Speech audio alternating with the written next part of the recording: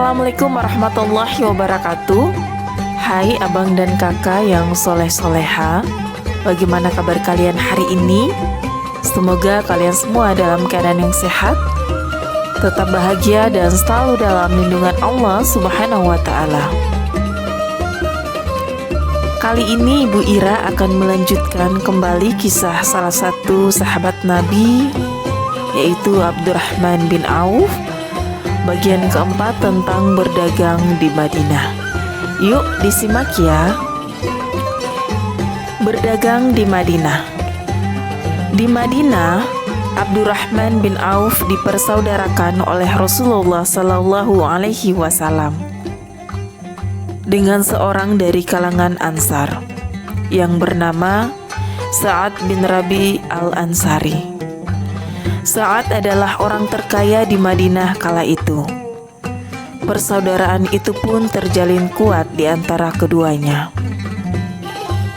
Suatu hari, Sa'ad menemui Abdurrahman bin Auf.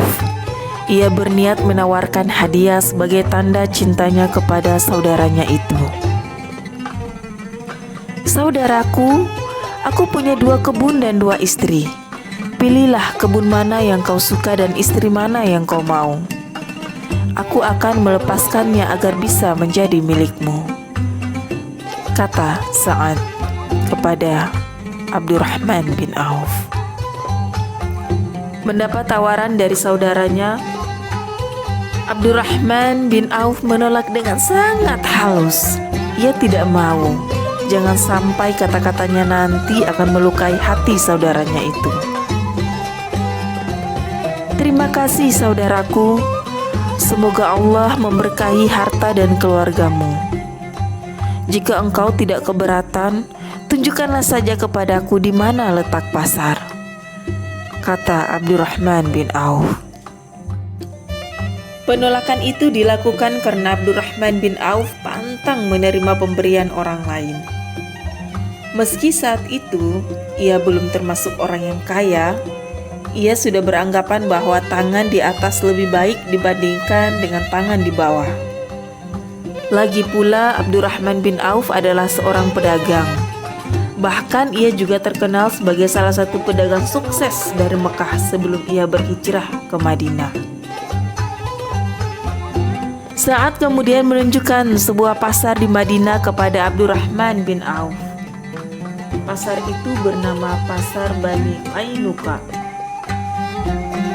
Berbekal uang modal pinjaman dari Sa'ad bin Rabi, Abdurrahman pun mulai berdagang di Pasar Bani Qainuqa. Kelincahannya dalam berniaga membuatnya dapat mengembalikan modal dalam waktu yang sangat singkat. Bahkan, ia juga sudah dapat menabung dari hasil keuntungannya berdagang. Dan rencananya, tabungan itu akan digunakan untuk menikahi seorang wanita Ansar. Setelah tabungannya dirasa cukup untuk biaya menikah, Abdurrahman bin Auf pun datang menghampiri Rasulullah. Melihat wajahnya yang berseri dan mencium bau parfumnya yang sangat wangi, Rasulullah Shallallahu Alaihi Wasallam sudah bisa menduga bahwa Abdurrahman bin Auf akan menikah. "Wahai Abdurrahman, apakah engkau akan menikah?" tanya Rasulullah kepada Abdurrahman bin Auf. "Benar ya Rasulullah," jawab Abdurrahman bin Auf dengan wajah yang tersipu memerah. "Berapa mahar pernikahan yang engkau persiapkan?" Rasulullah kembali lagi bertanya kepada Abdurrahman bin Auf. Aku telah menyiapkan emas sebesar biji kurma ya Rasulullah," jawab Abdurrahman bin Auf dengan keadaan yang sangat malu-malu. Rasulullah kemudian menyarankan Abdurrahman bin Auf agar mengadakan pesta pernikahan. Hal itu bertujuan untuk memberitahu orang-orang perihal pernikahan Abdurrahman bin Auf. Adakanlah pesta perkawinan walaupun hanya dengan menyembelih seekor kambing. Semoga Allah memberkahi pernikahanmu dan hartamu, nasihat Rasulullah kepada Abdurrahman bin Auf. Abdurrahman bin Auf yang mendengarkan nasihat Rasulullah pun menganggukkan kepala, mengisyaratkan tanda setuju. "Baik ya Rasulullah, aku akan menuruti perintahmu." Akhirnya pernikahan Abdurrahman bin Auf pun dilaksanakan. Meski saat itu menikah dengan pesta yang sederhana, tetapi berkat doa Rasulullah Sallallahu Alaihi Wasallam, Abdurrahman bin Auf memperoleh keberkahan dalam hartanya.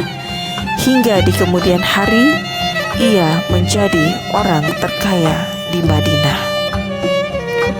Oke anak-anakku, demikianlah tadi lanjutan kisah sahabat Nabi Muhammad SAW, yaitu Abdurrahman bin Auf, bagian keempat, berdagang di Madinah. Nantikan ya lanjutan ceritanya lagi. Oke, wassalamualaikum warahmatullahi wabarakatuh.